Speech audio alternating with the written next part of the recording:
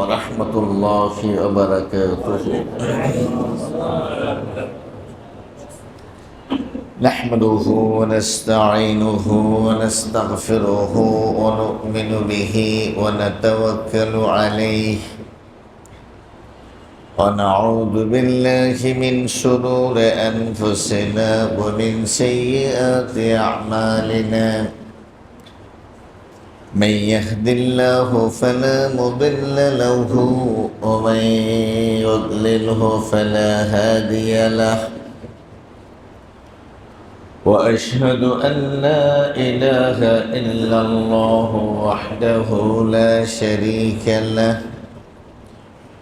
وأشهد أن سيدنا وحبيبنا محمدا عبده ورسوله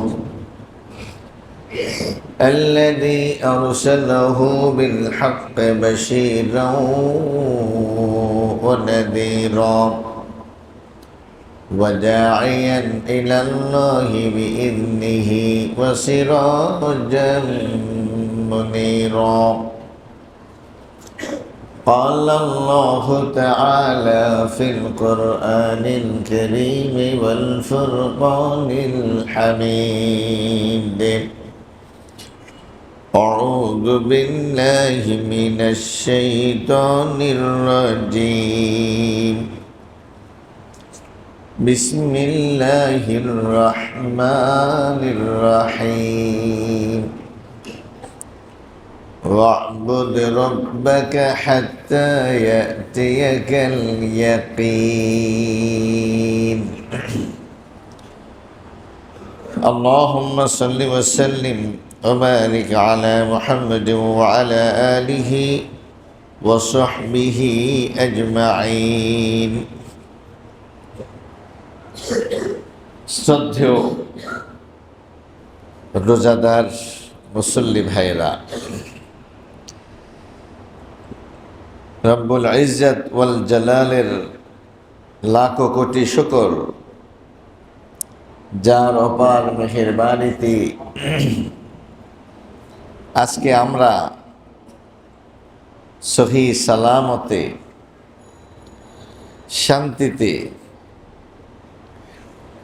30টি রোজা সম্পন্ন করার পথে আলহামদুলিল্লাহ। এটা এক পরম সৌভাগ্যের ব্যাপার, যাদেরকে আল্লাহ তাআলা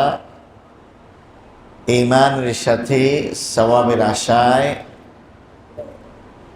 রমজানের সিয়ামগুলো পালনের তৌফিক দান করেছেন। এই সৌভাগ্য অনেকের হয় না, অনেকের হয়নি। রাস্তাঘাটে অনেককে দিনের বেলায় খেতে দেখেছি, আপনারাও দেখেছেন। আল্লাহর দেয়া মহামূল্যবান এই সময়টাকে অনেকেই কোনো গুরুত্ব দেয়নি, কিন্তু আল্লাহ তাআলা আমাদের যাদেরকে এই তৌফিক দান করেছেন, নিঃসন্দেহে আমরা অনেক বেশি সৌভাগ্যবান। আলহামদুলিল্লাহ।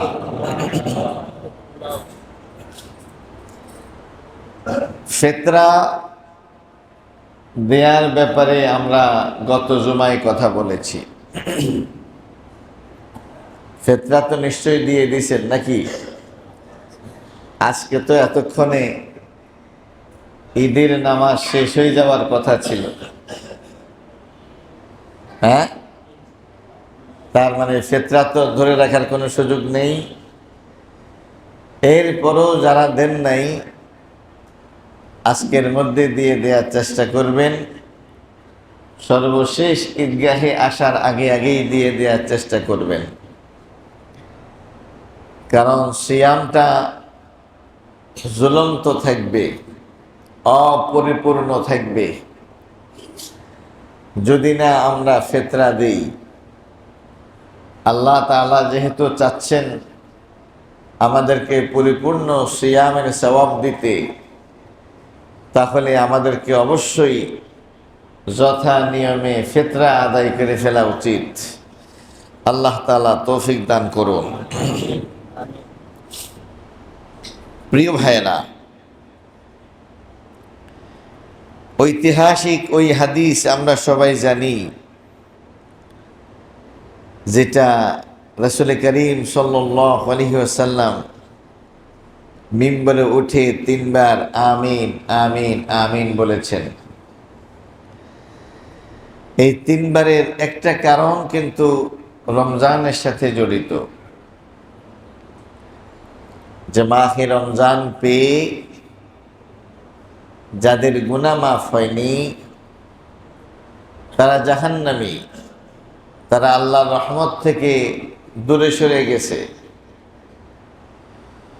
তাদের উপর অভিসম্পাত। জিবরিল বললেন আমিন, এবং আমার নবীকেও বললেন যে আপনি আমিন বলেন। নবী সাল্লাল্লাহু আলাইহি ওয়াসাল্লাম আমিন বললেন।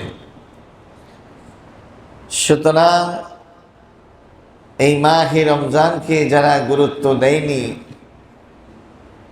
গুনাহ মাপের জন্য চেষ্টা করেনি, রমজানের সিয়ামগুলো পালন করেনি, মাহে রমজানকে মর্যাদা দেয়নি, নিঃসন্দেহে তারা অনেক বড় গুনাহগার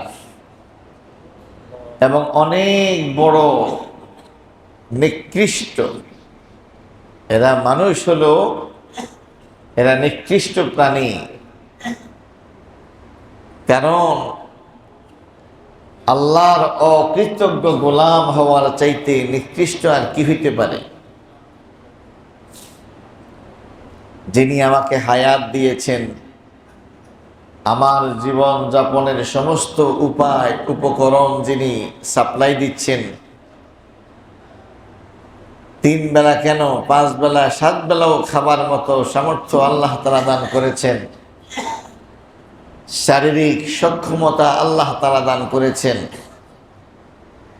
স্ত্রী সন্তান সম্পদ অনেক নিয়ামত দিয়ে তিনি আমাকে ধন্য করেছেন। কিন্তু দুর্ভাগ্য আমার যে আমি হলাম অকৃতজ্ঞ। আমি আল্লাহ তাআলার নির্দেশ পালন করছি না, সিয়ামকে আমি গুরুত্ব দেইনি, গুনাহ মাপের এই আয়োজনকে আমি মোটেও ব্যবহার করি নাই। নিঃসন্দেহে আমার কপাল পোড়া, আমি আল্লাহ তাআলার বঞ্চিত গোলাম, রহমত থেকে আমি বঞ্চিত। এই জন্য নবী মুহাম্মদুর রাসূলুল্লাহ সাল্লাল্লাহু আলাইহি ওয়াসাল্লাম স্পেশালি তিনি 3 বারের মধ্যে 1 বার এই জন্য আমিন বলেছেন। আরেকবার তো হলো পিতামাতার কথা। তো ভাই, আল্লাহর দুনিয়াতে পিতামাতা অনেক বড় একটা সম্পদ। যদিও বাবা মা যখন বুড়ো হয়ে যায় তখন তাদের কাছে আমাদের কোনো প্রয়োজন থাকে না, তখন তাদের উপস্থিতি আমাদের কাছে বিরক্তির কারণ মনে হয়। এটাও কিন্তু একটা খারাপ লক্ষণ। পিতামাতা যখন আমরা ছোট ছিলাম তখন মারা গেলে আমরা কান্নাকাটি করতাম, কারণ তখন আমরা পিতামাতার উপরে নির্ভরশীল ছিলাম। আমরা যখন স্বাবলম্বী হলাম, স্ত্রী সন্তানের মালিক হলাম, পিতামাতার এখন আমাদেরকে দেয়ার আর কিছু নেই। বাবা চলে আসতো রিটায়ারমেন্টে, মা চলে গেল বিছানায়, নিয়মিত হাসপাতালে আনা নেয়া করতে হয়, মাসে অনেক টাকার ঔষধ লাগে, খেদমত লাগে, তখন তারা আমাদের জন্য বোঝা হয়ে যায়। তখন তাদের প্রতি আর আমাদের সহমর্মিতা থাকে না। আমরা তখন প্রত্যাশায় থাকি কখন তারা মারা যাবে, বা মারা গেলেই যেন আমরা খুশি হই, মুসিবত থেকে আমরা মুক্ত হয়ে যাই। এই জন্য আল্লাহ রাসূল সাল্লাল্লাহু আলাইহি ওয়াসাল্লাম স্পেশালি আমিন বলেছেন, জিবরিল এসে বলল, যার পিতামাতা আছে কিন্তু তাদের খেদমত করে সে জান্নাতে যাওয়ার উপযুক্ত হয় নাই, সে জাহান্নামী, সে আল্লাহর রহমত থেকে বঞ্চিত হোক, তার উপরে আল্লাহর লানত। জিবরিল বললেন আমিন। নবী মুহাম্মদুর রাসূলুল্লাহ সাল্লাল্লাহু আলাইহি ওয়াসাল্লামকে বলা হলো, আপনিও আমিন বলেন। নবীজি বললেন আমিন। ও ভাই, পিতামাতা হলো আল্লাহর রহমত। পিতামাতা এটা কি? আল্লাহর রহমত। বাংলাদেশেও এখন আস্তে আস্তে সম্ভবত বৃদ্ধাশ্রম আস্তে আস্তে জনপ্রিয় হচ্ছে। হ্যাঁ, মুসলিম অধ্যুষিত দেশে বৃদ্ধাশ্রম থাকার অর্থই হলো এটা একটা গজবের কারখানা। কিসের কারখানা? গজবের কারখানা। মানে সন্তানরা পিতামাতাকে তাদের কাছে রাখতে চাচ্ছে না, এটা তার প্রমাণ। হ্যাঁ, টাকা যাক, টাকা দেব, তারপরে মুসিবত ঘরের মধ্যে না থাকুক। নাউযুবিল্লাহি মিন যালিক। আল্লাহ তাআলা বলছেন, ওয়াকাদা রাব্বুকা আল্লা তা'বুদু ইল্লা ইয়্যাহ ওয়া বিল ওয়ালিদাইনি ইহসানা। তোমার রব ফয়সালা করেছেন, সিদ্ধান্ত জানিয়ে দিয়েছেন যে আল্লাহ ছাড়া কারো ইবাদত করবা না। এরপরে পিতামাতার সাথে ইহসান করবা, তাদের সাথে সদাচরণ করবা। তাহলে আল্লাহর ইবাদত এবং পিতামাতার সাথে ইহসান করা, এই দুইটাকে পাশাপাশি নিয়ে আসা হয়েছে। দুইটাকে পাশাপাশি নিয়ে আসা হয়েছে। মানে আল্লাহর ইবাদত ছেড়ে দিলে যেরকম তুমি গুনাহগার হবে, পিতামাতার প্রতি ইহসান না করলে অনুরূপ তুমি গুনাহগার হবে। ইম্মা ইয়াবলুগান্না ইনদাকাল কিবারা আহাদুহুমা আও কিলাহুমা ফালা তাকুল লাহুমা উফ। বিশেষ করে তোমার পিতামাতা যখন তাদের বৃদ্ধ বয়সে তোমার কাছে আসে,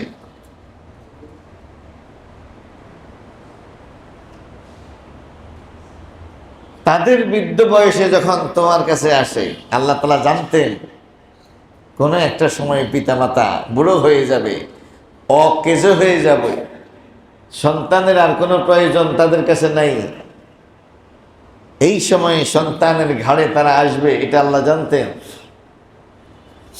আল্লাহ বলছেন, ইম্মা ইয়াবলুগান্না ইনদাকাল কিবারা, তোমার কাছে তাদের বৃদ্ধ বয়সে পিতামাতার দুজন অথবা একজন যদি আসে, ফালা তাকুল লাহুমা উফ। পিতামাতাকে কষ্ট দেয়া হয় অনেকভাবে, সবচেয়ে ছোট কষ্ট হলো উফ শব্দটা বলা। সবচেয়ে ছোট কষ্ট কি? উফ শব্দ বলা। নাউযুবিল্লাহি মিন যালিক। কিছু কুলাঙ্গার সন্তান আছে, পিতামাতার গায়ে হাত তোলে, এরকম আছে নাকি নেই? আছে। অনেকে আছে পিতামাতাকে গালিগালাজ করে, অনেকে আছে পিতামাতাকে ধমক দেয়, আছে না? আছে। কিন্তু সবচেয়ে কম, একদিকে মায়ের সেবা, মাকে সন্তুষ্ট করার সর্বোচ্চ চেষ্টা, আর অন্যদিকে বাতি বন্ধ করে দিয়ে, দরজা বন্ধ করে দিয়ে রবের কাছে বাবা মায়ের জন্য দোয়া করা। এই পিতামাতা আপনার উপরে সন্তুষ্ট, আল্লাহর কসম, আল্লাহর আরশ আপনার প্রতি সন্তুষ্ট হয়ে যাবে।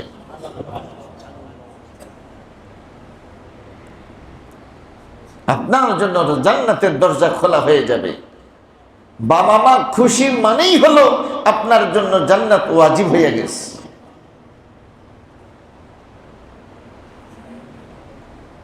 নবী সাল্লাল্লাহু আলাইহি ওয়াসাল্লাম বলছেন, যার বাবা মা আছে এরপরও সে জাহান্নামে গেল,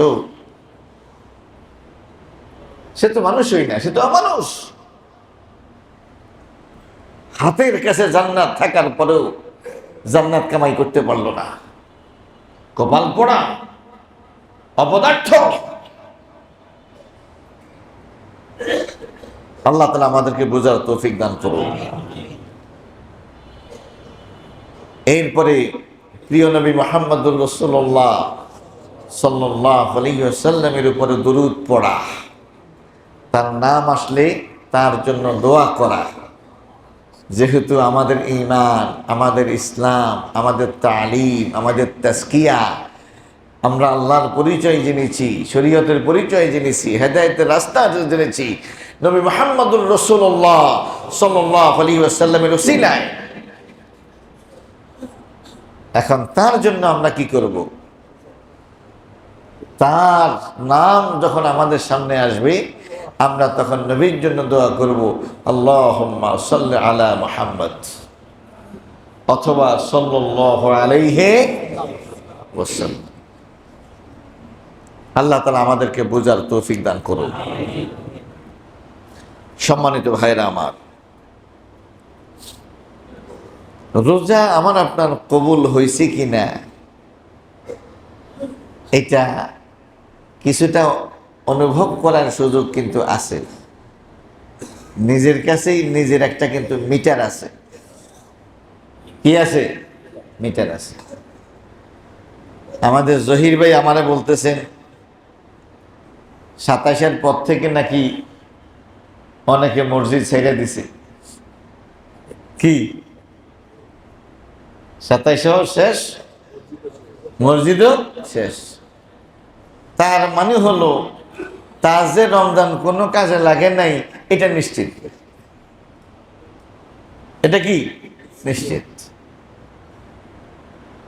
ওয়া'বুদ রাব্বাকা হাত্তা ইয়াতিয়াকাল ইয়াকিন।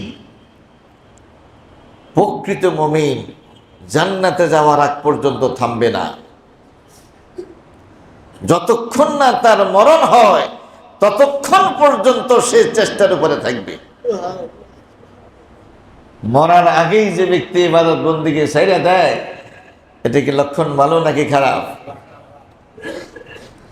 আল হাসানাতু বাদাল হাসানা জাযাউ হাসানা।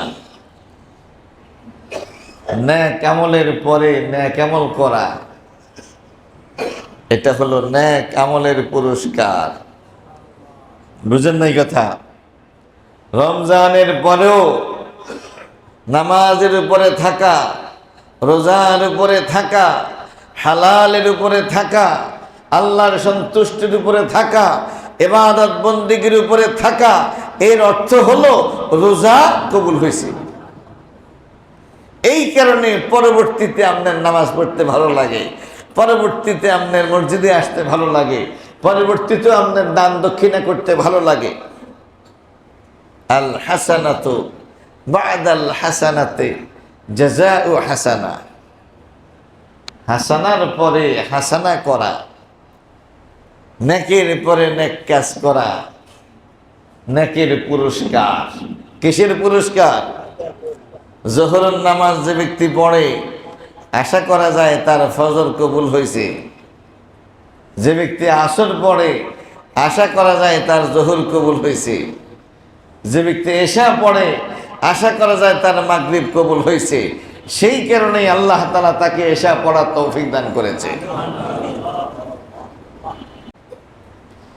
জাহান্নাম ছাড়া আর কিছুই নয়। এই জন্য ভাইয়েরা, আল্লাহ তাআলা আমাদেরকে মাহে রমজানে মসজিদে এসে নামাজগুলো পড়ার তৌফিক দান করেছেন। আমরা চেষ্টা করব ইনশাআল্লাহ যতদিন বেঁচে থাকি পাশের মসজিদে গিয়ে নামাজগুলো আদায় করতে। কি বলেন, ঠিক কিনা? রাজি আছেন?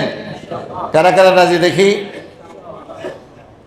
আল্লাহ তাআলা কবুল করুন, আল্লাহ তাআলা সহজ করুন, আল্লাহ তাআলা সহজ করুন। আল্লাহর কাছে বলবেন, রব্বি ইয়াসসির ওয়ালা তুআসসির ওয়া তাম্মিম আলাইনা বিল খায়র। আল্লাহ তুমি সহজ করো। ওয়া ইন্নাহা লাকাবীরা, ইল্লা আলাল খাশিঈন। আল্লাহ বলছেন নামাজ খুব কঠিন, অত্যধিক কঠিন, কিন্তু যারা আল্লাহকে ভয় করে তাদের জন্য এটা মোটেও কঠিন নয়। কুল্লু মুয়াসসারুন লিমা খুলিকা লাহ, যাকে জাহান্নামের জন্য তৈরি করা হয়েছে, জাহান্নামের কাজ তার কাছে সহজ লাগবে। চুরি করা কোনো ব্যাপারই না, ডাকাতি করা ওয়ান টুর ব্যাপার, খুন করা এটা তো একেবারেই সহজ একটা ব্যাপার। কারণ যেই ব্যক্তি জাহান্নামে যাবে, জাহান্নামের কাজ তার জন্য সহজ।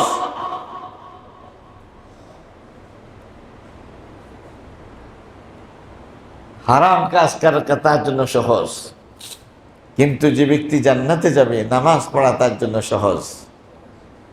যত শীতই হোক না কেন, ওযু করা, গোসল করা তার জন্য কোনো ব্যাপারই না। কি বলেন ঠিক কিনা? আল্লাহ তাআলা আমাদেরকে মাহে রমজানের যে গুরুত্ব, যে তাৎপর্য, এটা উপলব্ধি করার তৌফিক দান করুন। সবাই বলেন আমিন। সম্মানিত ভাইরা আমার, শেষে এসে আমি আজকে যে কথাটা আপনাদেরকে বলবো সেটা হলো, ফিতরা হলো গরিব মিসকিনকে দেয়া হয়। এটা মাথায় রাখবেন, সারা জীবন গরিব মিসকিন অসহায় যারা, তাদের সাথে বন্ধুত্ব করবেন, তাদেরকে ভালোবাসবেন। রাসূল করিম সাল্লাল্লাহু আলাইহি ওয়াসাল্লাম আল্লাহর কাছে দোয়া করতেন, আল্লাহুম্মা ইন্নী আসআলুকা ফা'লাল খায়রাত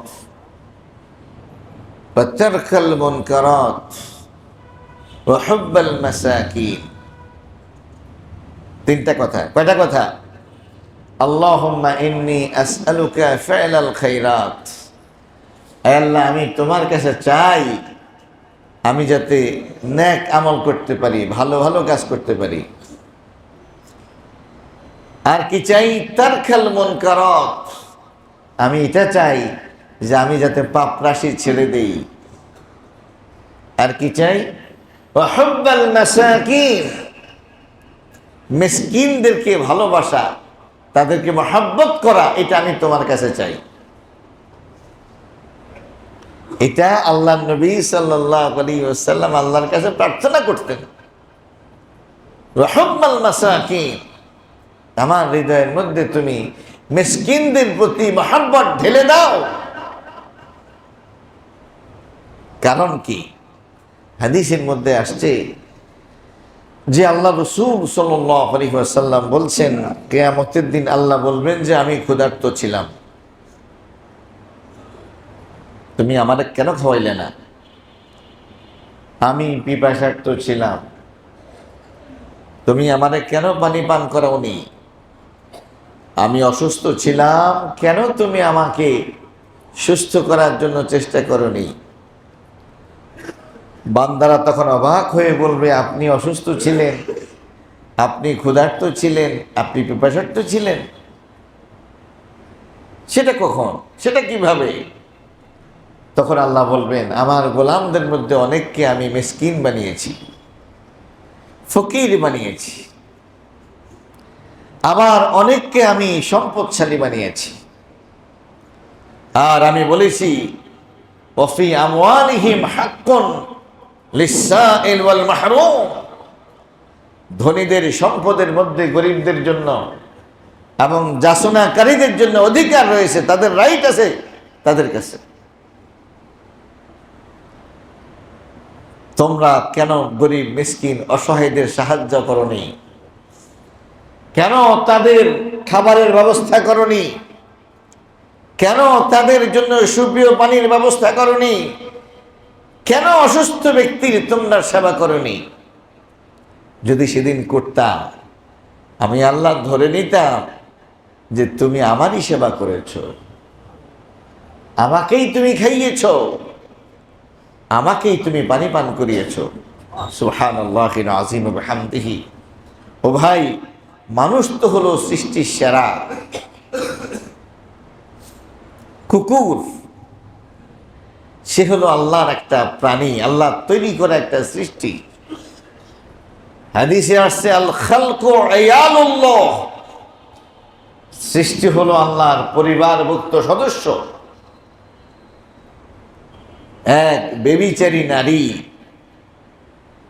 তিনি একটা কূপের পাশ দিয়ে যাচ্ছেন। কূপের পাড়ে সেখানে অবস্থান করছে একটা কুকুর। পিপাসায় তার জিহ্বা বের হয়ে গেছে। তখন ওই বেবিচারী নারীর ওই কুকুরের প্রতি অনুকম্পা, দয়া হয়েছে। সে কূপ থেকে পানি তোলার জন্য নিজের পায়ের মোজা খুলে সেই মোজার মধ্যে নিজের ওড়না বেঁধে কূপ থেকে পানি উঠাইয়া ওই কুকুরকে পানি পান করিয়েছে। মিশকাত শরীফের হাদিস, আল্লাহ রসুল সাল্লাল্লাহু আলাইহি ওয়াসাল্লাম বলেছেন, এই বেবিচারী নারীকে আল্লাহ তাআলা কুকুরকে পানি পান করানোর কারণে মাফ করে দিয়েছেন। একটা কুকুরের প্রতি অনুগ্রহ করার কারণে যদি আল্লাহ তাআলা একজন পাপীকে মাফ করতে পারে, আমাদের চতুর্পাশে কত অসহায় নারী পুরুষ আছে নাকি নাই? এই ক্ষেত্রে শরীয়তের বিধান হলো ওয়াবদা বিমান তাউল। রাস্তাঘাটে যারা ফকির, এদের মধ্যে অনেকে বড় লোক থাকতে পারে, অনেকে আছে এরকম সহায় সম্পদ আছে, কিন্তু ভিক্ষা করা তার ব্যবসা। এরকম আছে নাকি নাই? আছে। এই জন্য ইসলামের বক্তব্য হলো তুমি তোমার চতুর্দিকে দান করবা। তোমার ঘরকে কেন্দ্র করে 20, 40টা, 50টা, 70টা ঘরের খবর কিন্তু তোমার আছে। এদের মধ্যে কারা ধনী কারা গরিব, কে কষ্টে আছে কে কষ্টের মধ্যে নেই। তোমার আত্মীয়দের মধ্যে কারা কষ্টে আছে কারা কষ্টে নেই, কাউকে জিজ্ঞেস করতে হবে না, এটা তোমার জানা আছে। তুমি তোমার পরিবার পরিজন দেখো, তুমি তোমার প্রতিবেশী দেখো, ও তার প্রতিবেশী দেখবে। তাহলে জেনুইন যারা সমস্যাগ্রস্ত তারা কিন্তু সেবাটা পেয়ে যাবে। প্রিয় ভাইরা আমার, হাদিসের মধ্যে আসছে, আপনারা দেখেছেন, মিসকিনকে খাবার খাওয়ানোর সাথে ইসলামী শরীয়তের অনেক বিধানের সম্পর্ক আছে। আপনার মা, আপনার দাদি রোজা রাখতে পারবে না, 80 বছর হয়ে গেছে, ডেলি 5-7 বার 10 বার খাইতে হয়, রোজা রাখলে মুখ শুকাই আসে, তিনি আর রোজা কখনোই রাখতে পারবেন না। কি করবেন তিনি? ওয়ালাল্লাযীনা ইউতীকুনাহু ফিদিয়া তাআমু মিসকিন, যারা রোজা রাখতে টোটালি অক্ষম তারা মিসকিনকে খাবার খাওয়াবে। একজন মিসকিনকে একটা রোজার বিনিময়ে খাবার প্রদান করবে। সুবহানাল্লাহ। তাহলে আপনার সিয়াম পালন করতে পারছেন না, সমস্যার সমাধান কি? মিসকিনকে খাবার খাওয়াই দাও। সুবহানাল্লাহ। এরপরে কেউ রোজার কাফারা দরকার হলো। কাফারা, কাফারা মানে হলো রোজাকে অসম্মান করলো, রোজা রেখে দিনের বেলা স্ত্রীর কাছে চলে গেল, এই যে অসম্মান করলো, এখন তাকে কাফারা দিতে হবে। কাফারা কি? 60 জন মিসকিনকে খাবার দিতে হবে, অথবা কোন গোলামকে আজাদ করতে হবে, অথবা টানা 60 দিন রোজা রাখতে হবে, অথবা 60 জন মিসকিনকে একদিনের খাবার দিতে হবে, অথবা একজন মিসকিনকে 60 দিনের খাবার দিতে হবে। তাহলে আপনি খেয়াল করেন, মিসকিনকে খাবার খাওয়ানোর সাথে আপনার কাফারা সম্পর্ক কিন্তু আছে। সুবহানাল্লাহ। আপনি কসম করেছেন যে আল্লাহর কসম, আমি আর শহীদ জামে মসজিদে যাব না। কমিটির সাথে গন্ডগোল করে আপনি সেইটা বেরিয়ে গেছেন আর বলছেন এই মসজিদে আমি আসবো না, আল্লাহর কসম। এখন লোকেরা আপনাকে বলল আপনার বাপ দাদারা সবাই এই মসজিদের কমিটির সদস্য ছিল, এই মসজিদের অনেক অবদান তাদের আছে। আপনিও এই মসজিদে আসবেন, আসতে হবে আপনাকে। আপনি না আসলে আমরাও যাব না। হ্যাঁ, এখন আপনি তো কসম করছেন আপনি যাবেন না। এই কসমের কাফারা হলো একটা, যে 10 জন মিসকিনকে আপনি খাবার খাওয়াবেন, অথবা 10 জন মিসকিনকে আপনি কাপড় দেবেন। তার মানে মিসকিনকে খাবার খাওয়ানো আপনার একটা সমস্যার সমাধান, ধর্মীয় সমস্যার সমাধান আল্লাহ তাআলা এর মধ্যে রেখে দিয়েছেন। কেউ তার স্ত্রীর সাথে জেহার করেছে, জেহার মানে স্ত্রীকে হারাম সম্পর্কের সাথে তুলনা করেছে। কেউ রাগের মাথায় বলছে, তুমি আমার মায়ের মতো, আমার মা যেরকম আমার জন্য হারাম, তুমি আমার জন্য এরকম হারাম। এটাকে বলা হয় জেহার। কি বলা হয়? জেহার। এই জেহার থেকে মুক্তির একটাই উপায় হলো 60 জন মিসকিনকে খাবার খাওয়ানো। কথাকে বুঝে আসছে? এই জন্য ভাইরা, আমাদের আশপাশে দরিদ্র অসহায় যারা আছে তাদেরকে আমরা সাহায্য করব, সহযোগিতা করব।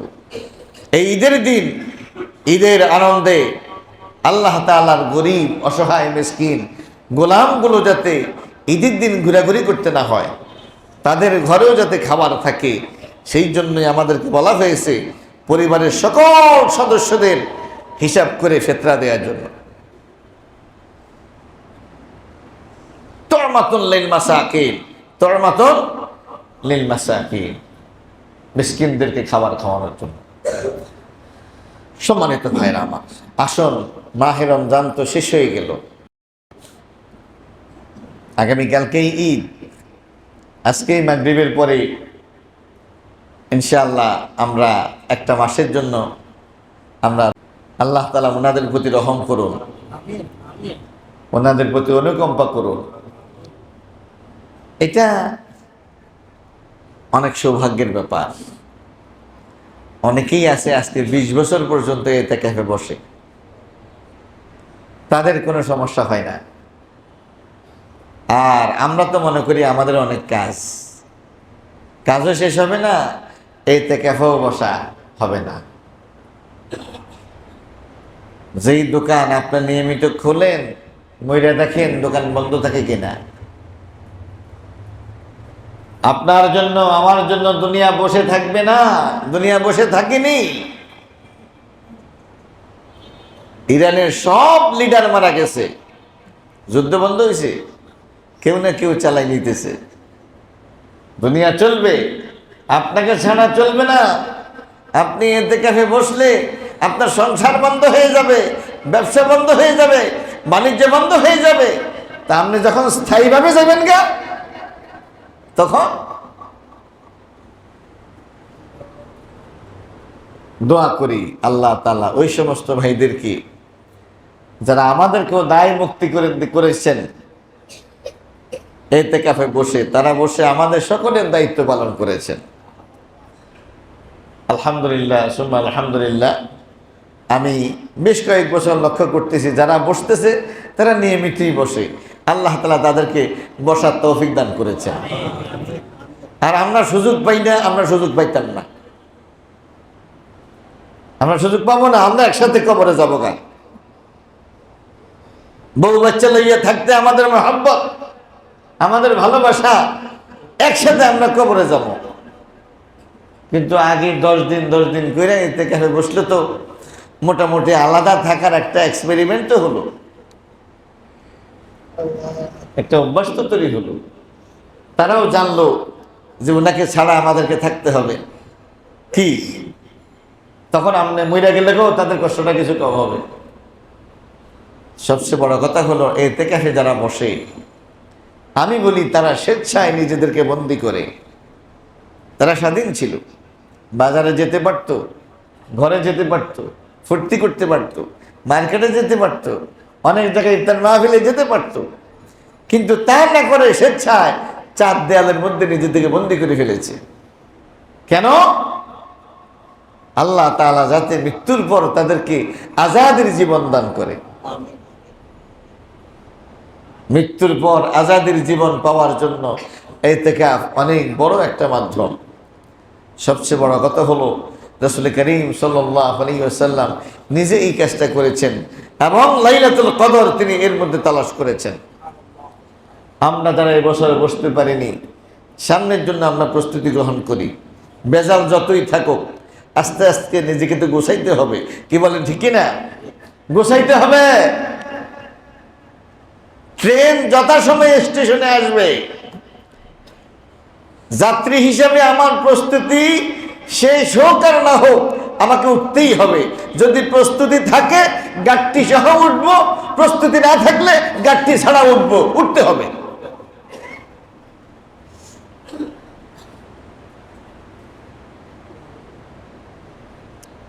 রাসূল করিম সাল্লাল্লাহু আলাইহি ওয়াসাল্লাম বলছেন, ইজা দাখালান নূর আল কালবা ইনফাসাহা ওয়ানশারাহা। মানুষের হৃদয়ের মধ্যে যখন হেদায়েতের নূর প্রবেশ করে তখন তাদের হৃদয় প্রশস্ত হয়ে যায়। সাহাবারা বলল, হৃদয় প্রশস্ত হয়ে যায়, হৃদয়ের মধ্যে হেদায়েতের নূর প্রবেশ করে, এটা বুঝার সিমটম কি, আলামত কি? তখন রাসূল করিম সাল্লাল্লাহু আলাইহি ওয়াসাল্লাম বলছেন, আলামত হলো তিনটা। কয়টা? আল ইনাবাতু ইলা দারিল খুলুদ, চিরস্থায়ী জীবনের প্রতি ঝোঁক বেড়ে যাবে। চিরস্থায়ী জীবনের প্রতি কি হয়ে যাবে? ঝোঁক বেড়ে যাবে, ঝোঁক, আকর্ষণ বেড়ে যাবে। কেউ যদি পুরাতন বাড়িতে থাকিয়া নতুন কোনো বাড়ি নির্মাণ করে, কবে বাড়ির কাজটা শেষ হবে, কবে এটা সাইডে সেখানে যাবে, একটা পেরেশানি তার মধ্যে কাজ করে। যেই ব্যক্তি দুনিয়ার চাইতে তার আখিরাতকে সুন্দর করে সাজাইছে, ওই লোক দুনিয়াটা ছেড়ে ওখানে যাওয়ার জন্য পেরেশান হইয়া পড়বে। রাসূল করিম সাল্লাল্লাহু আলাইহি ওয়াসাল্লাম তার শেষ জীবনে আল্লাহর কাছে দোয়া করতেন, আল্লাহুম্মা গফিরলি ওয়ারহামনি ওয়া আলহিকনি বির রাফিকিল আ'লা। আল্লাহ, আমাকে মাফ করে দেন, আমার প্রতি রহম করেন, আর আমার মহান বন্ধুর সাথে আমাকে মিলন ঘটাই দেন। মানে এখন আর দুনিয়ার কোনো কিছু ভালো লাগে না, দুনিয়ার সমস্ত সম্পর্ক ছিন্ন করে মহান বন্ধুর সাথে মেলার জন্য তিনি পাগল হয়ে গেছেন। তখন ওয়াত্তাজাফি আন দারিল গুরুর, দ্বিতীয় সিমটম হলো ধোকার জীবনের প্রতি অনাসক্ত হয়ে পড়া। দুনিয়া হলো ধোকার জীবন। কিসের জীবন? ধোকা, প্রতারণা। 3 নম্বর সিমটম হলো ওয়াল ইস্তিদাদু লিল মাউত ক্বাবলা নুজুলিহি, মৃত্যু আসার আগে মৃত্যুর জন্য প্রিপেয়ার্ড থাকা, প্রস্তুত থাকা। যখনই আল্লাহ লাব্বাইক বলবে, আমি যেতে বলতে পারি হাজির, বান্দা হাজির। হ্যাঁ, এইভাবে প্রস্তুত থাকা, এটা হলো অন্তরের মধ্যে হেদায়েতের নূর প্রবেশের, এটা হলো সিমটম, এটা হলো আলামত। আসুন ভাইরা, মহান রব্বুল আলামিন মাহে রমজানের সর্বশেষ জুমায় আমরা যাতে তওবা ইস্তেগফার করে সর্বশেষ আল্লাহ তাআলার কাছে নিজেদেরকে গুনাহ মুক্ত করতে পারি, সেই তৌফিক দান করুন। সবাই বলেন আমিন। ওয়া আখিরু দাওয়ানা আনিল হামদুলিল্লাহি রাব্বিল আলামিন।